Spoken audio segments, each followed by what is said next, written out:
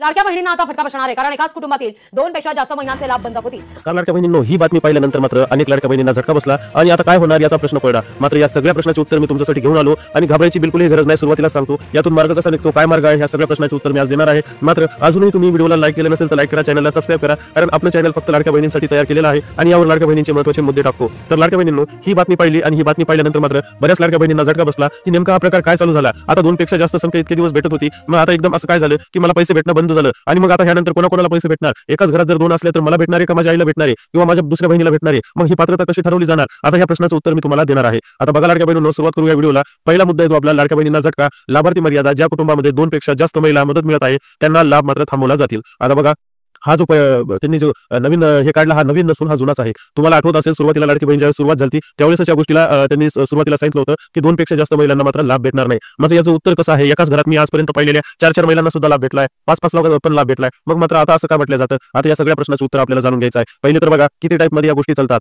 बघा, एका घरामध्ये एक पुरुष आहे, एक महिला आहे, महिलेच्या 2 मुली आहेत. आता 2 मुली आहेत, त्यापैकी एक महिलेची मुलगी विवाहित आहे, एक विवाहित आहे, एक अविवाहित आहे आणि एक महिला आहे. आता ही किती महिला झाल्या टोटल 3. तर या तिन्हीलाही लाभ मिळणार आहे. बघा, तुम्हाला एक प्रत्येक प्रश्नाचे उत्तर देतो. एका घरात 4-4 महिला असले तरी लाभ मिळेल, या सगळ्या प्रश्नाचे उत्तर देतो. फक्त तुम्ही एकदम कन्सेप्ट समजून घ्या. या तिन्हीलाही लाभ मिळणार आहे. लाभ मिळणार आहे कशामुळे, कारण या एक माणूस, एक बाई, तिच्या 2 मुली आणि एक मुलगी अविवाहित, एक मुलगी विवाहित. मात्र ह्याच कंडिशनला या बाईकडून ज्या 2 मुली ज्या आहेत दोन्ही अविवाहित असतील.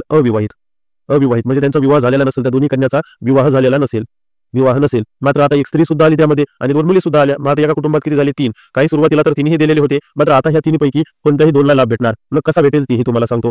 आता बघा, एकाच कुटुंबात 2 कंडिशनमध्ये 3 गोष्टी येतात. एक तर एक तर आईचं वय जे आहे 60 पेक्षा 65 पेक्षा जास्त असावं तर 2 मुलींना लाभ भेटेल. जर आई 65 पेक्षा जास्त नसेल तर मात्र आईला लाभ भेटेल प्रथमतः. आणि सेकंडरी जी मुलगी दुसरी असेल, म्हणजेच मोठी असेल सर्वात, आईपासून जी आहे, जी सुरुवातीला पहिली मोठी मुलगी झालेली असेल तिला लाभ भेटेल, लहानीला आताच भेटणार नाही. ही पहिली गोष्ट झाली. म्हणजेच काय झालं, आता आईपासून ही मुलगी जी पहिली झाली ती मोठी आहे आणि ही छोटी आहे. माफ करा माझ्याकडून जर काही चुकत असेल बोललं तर माफ करा, मात्र व्यवस्थित समजून सांगायचा प्रयत्न नक्कीच करेल. जर ही मोठी मुलगी आहे आणि ही आई आहे आणि ही लहान मुलगी आहे, मात्र आता हिचं वय 19 झालं आहे, हिचं वय 22 झालं आहे, आईचं वय 55-50च्या घरात पकडा. आईला लाभ भेटेल, त्या मुलीला भेटेल, मात्र हिला आताच भेटणार नाही. आता हिचा लाभ केव्हा सुरुवात होईल, ज्यावेळेस ह्या महिलेचं किंवा ह्या मुलीचं जे आहे लग्न झालं असेल. लग्न झाल्यानंतर ही महिला जी आहे आपल्या नवऱ्याच्या घरी जाऊन नवीन रजिस्ट्रेशन जे आहे नवऱ्याच्या नावाने करेल, त्यावेळेस या लहानीला लाभ भेटेल. पहिल्या कंडिशनमध्ये तुम्हाला सगळं समजलं की एका घरातल्या महिलांना कसा लाभ भेटेल आणि कुठून भेटेल. तर मात्र आईला लाभ भेटेल आणि मोठ्या मुलीला भेटेल, छोट्या मुलीला सध्याच लाभ मिळणार नाही. पहिली कंडिशन. दुसरी कंडिशन असेल, एक आईच्या 3 मुली आहेत, ही सगळ्यात मोठी, ही मधवी आणि ही बारकी. तर मात्र आता कोणाला लाभ भेटेल, तर आईला पहिला लाभ भेटेल, मोठीला दुसरा भेटेल आणि ह्या दोन्हीला सध्याच भेटणार नाही. का, कारण या दोन्हीला जे आहेत आता मोठ्या मुलीला पहिला लाभ असतो, कारण ती पहिली असते. रॅन्डम घेत नाही तर त्यांच्या सिक्वेन्सनुसार घेतात. आई पहिली, त्यानंतर घरातली दुसरी मोठी मुलगी दुसरी आणि मग आता ह्यांना लाभ मिळणार नाही. भले तुमचं 18 ते 65 वय असेल, कधीपर्यंत नाही भेटणार. एक तर ही मुलगी कट झाली तर एखादी ऍड होईल, नाही तर मग दोघींचे जे आहे लग्न झाल्यावर नवऱ्याकडे गेल्यानंतर लाभ भेटेल. आता आणखीन एक प्रश्न उपस्थित होतो, तो म्हणजे सर्वांना जे आहे एका घरात कुटुंबात समजा एक दाम्पत्य आहे, त्या दाम्पत्याला आता 3 मुली आहेत, एक मुलगा, 2 मुलं आणि हे तिसरा मुलगा. ठीक आहे, मी तुम्हाला व्यवस्थित समजून सांगायचा प्रयत्न करतो. आता पहिल्या मुलाचं लग्न झालं आहे, पहिल्या मुलाचं लग्न म्हणजे हा मुलगा आणि ही तिची बायको. परत दुसऱ्याचं लग्न झालं हा मुलगा आणि ही तिची बायको. ठीक आहे, आणि तिसऱ्याचं लग्न झालं हा मुलगा, ही तिची बायको. आणि मात्र ह्या दाम्पत्याची हा पुरुष आहे आणि हा स्त्री आहे.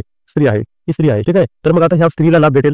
भेटेल. हिचं वय जर 18 ते 65 असेल तर हिला लाभ भेटेल, 100% भेटेल. बाकीचं जाऊ दे, पण हिला पहिला लाभ भेटेल. ठीक आहे, मी थोडा कलर चेंज करतो म्हणजे तुम्हाला सगळं व्यवस्थित मी समजून सांगू शकेल. ठीक आहे, या स्त्रीला पहिला लाभ भेटेल. आता मात्र या 3 स्त्रियांचं काय, एका घरात तर 4 स्त्रिया होतात, मग या तिघांचं काय. आता लक्षात घ्या, परत एकदा सांगतो, एका घरात तुम्ही अशा 10 सुद्धा स्त्रिया टाकवू शकता. का, कारण 10 मुलं वेगवेगळे कुटुंब दाखवू शकतात. आता कुटुंबाचं वार्षिक उत्पन्न कोणावर ठरेल, तर या दाम्पत्यावर न ठरता हा पुरुष काय करतो, ही महिला काय करते, हे वार्षिक उत्पन्न ठरतं. म्हणजेच हा रमेश आहे आणि रमेशच्या बायकोला जे आहे नक्कीच लाभ भेटणार. ठीक आहे, रमेश आहे, रमेशच्या बायकोला लाडक्या बहिणीचा लाभ भेटणार. आता मात्र हा सुरेश आहे, सुरेशच्याही बायकोला लाडक्या बहिणीचा लाभ भेटणार. आणि हा जयेश आहे, तर जयेशच्याही बायकोला जे आहे लाडक्या बहिणीचा लाभ भेटणार. आता जर यांचा मुलगा आणखीन एखादी असेल चौथा, तरी त्याच्या बायकोला लाभ भेटणार. म्हणजे तुम्हाला समजलं की तुमच्या घरात जे आहे कशा पद्धतीने टॅली होणार. जर समजा एका कुटुंबातल्या एका दाम्पत्याला जर समजा 5 मुलं आहेत, 1 2 3 4 आणि हे 5, तर 5ही मुलांच्या बायकांना वेगवेगळे फॉर्म, वेगवेगळे नाव, वेगवेगळ्या प्रमाणे पैसे येणार आणि या दाम्पत्याच्या ह्या स्त्रीला सुद्धा पैसे येणार. त्याच्यामध्ये लिमिट नाही. उत्पन्न कोणतं टॅली होतं, तर ह्या नवरा बायकोचं, ह्या नवरा बायकोचं, ह्या नवरा बायकोचं, ह्या नवरा बायकोचं, ह्या नवरा बायकोचं आणि ह्या स्वतः वैयक्तिक नवरा बायकोचं. असं नाही की हे घर एकच आहे, तुम्ही सोबतच राहता, मग आता एका घरात आम्ही एवढे लाभ कसे देऊ, असं शक्य नाहीये. असं होत नसतं, असा नियम नसतो. उद्या रमेश म्हणतो की मी बाजूला राहतो, जयेश म्हणतो मी इकडे राहतो, मग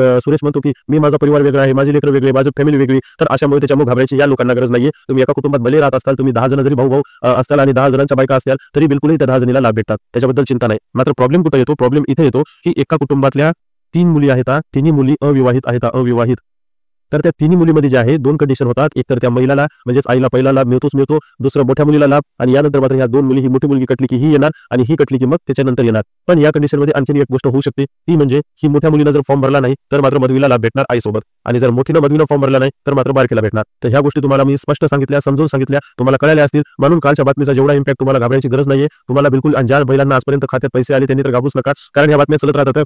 फक्त एवढंच आहे की सरकार जरा अपडेट झालेलं आहे, हे मात्र मानावंच लागेल. आता बघा, दुसरी गोष्ट, उत्पन्न पडताळणी चालू आहे. परत एक बातमी आली, उत्पन्न पडताळणी चालू आहे. कशी पडताळणी चालू आहे याबद्दल मी तुम्हाला सविस्तर समजून सांगितलंय. 2.5 लाखांपेक्षा नवरा बायकोच्या जास्त खात्यात उत्पन्न नसून मग बऱ्याच बहिणींना प्रश्न पडतो की ही टॅली नेमकं होती कशी. 2.5 लाख उत्पन्न आहे, मी शाळेवर काम करते, मला महिना 19,000 आहे, माझे मिस्टर अमुक अमुक ठिकाणी काम करतात, त्यांना महिना 20,000 आहे, मग आमचं उत्पन्न 40,000 झालं, 39,000 झालं, मग 39 पेक्षा म्हणजे 2.5 लाखापेक्षा तर जास्त होतं 12 महिन्याचं, मग आम्हाला लाभ नाही मिळणार का? तर एक गोष्ट लक्षात ठेवा, उत्पन्न गव्हर्नमेंट तुमचं मॅन्युअली म्हणजे वैयक्तिक मोजू शकत नाही. तुमचं उत्पन्न सरकार कसं मोजू शकतं? ही तुमची बँक आहे, ही तुमच्या नवऱ्याची बँक, ही तुमची बँक, ठीक आहे. यामध्ये जे आहे 12 महिन्यात जे आहे सॅलरी कशी क्रेडिट होते, मंथली सॅलरी जर समजा तुमच्या नवऱ्याला 20,000 क्रेडिट झाली, तुम्हाला जर 19,000 क्रेडिट झाली, तर मात्र तुमचं उत्पन्न गव्हर्नमेंटला लगेच चटकून समजून जाईल. मात्र इथे जे आहे तुम्हाला हार्ड कॅश भेटते, हातात पैसा भेटतो, आणि नवऱ्याला मात्र बँकेत भेटते, तर फक्त नवऱ्याचं काउंट होईल, तुमचं काउंट होत नाही, कारण गव्हर्नमेंट तेवढी मॅन्युअली चाळणी करू शकत नाही. हा सगळ्यात मोठा फरक असतो. म्हणून उत्पन्न कधीही बँक ट्रान्झॅक्शन वरूनच दिसतं, ही गोष्ट लक्षात ठेवा. उत्पन्न आणि यानंतर मात्र तुम्ही जर एखादी चूक केली असेल, तुमचा हार्ड जर कॅश येत असेल आणि फॉर्म भरताना तुम्ही टाकला असेल माझी सॅलरी 19,000, मग मात्र तुम्ही काउंटिंग मध्ये गेलात, लक्षात घ्या, कारण मग तुम्ही हाताने खड्डा पाडला, त्याच्यामुळे तुम्हाला कोणी वाचू शकत नाही.